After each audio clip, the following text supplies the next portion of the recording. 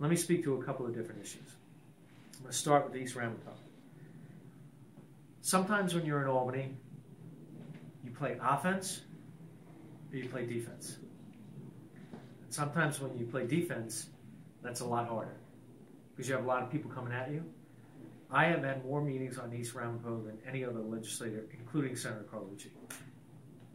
I had many people come into my office who didn't even live close to East Ramapo, but who came in thinking they were smarter, better, and more knowledgeable than the people in that community. We have been vigilant, and as all of you know, we did not pass legislation that passed in the Assembly. And I will tell you flat out, one of the concerns that I think the State Assembly has some significant problems internally.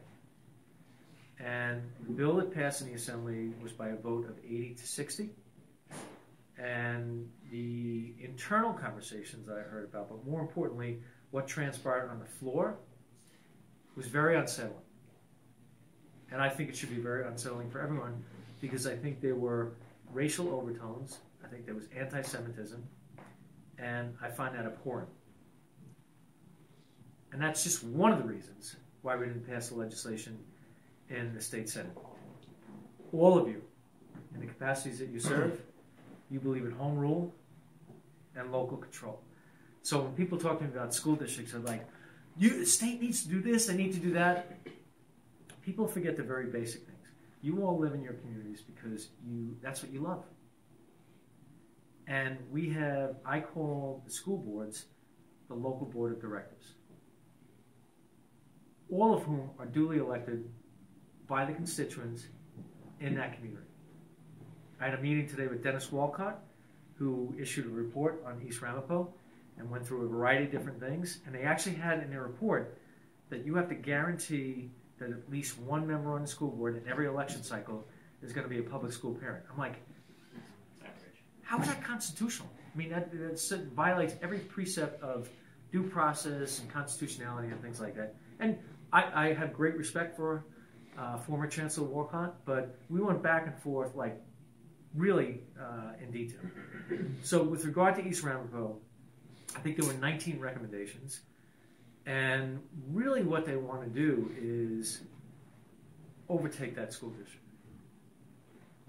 And we're not doing that. There are a number of different things within the purview and authority of the State Education Department and the Comptroller's Office.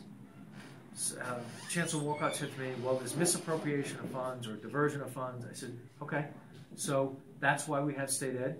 That's why we have the Comptroller's Office. Public or non-public, they have the authority right now to go in and say, if something is not being done properly, it can be fixed. We don't need any new legislation on that. Now, Senator Carlucci has just introduced another bill that I am supremely confident will not pass in the New York State Senate. And Rabbi Lefkowitz and I spoke about this earlier today.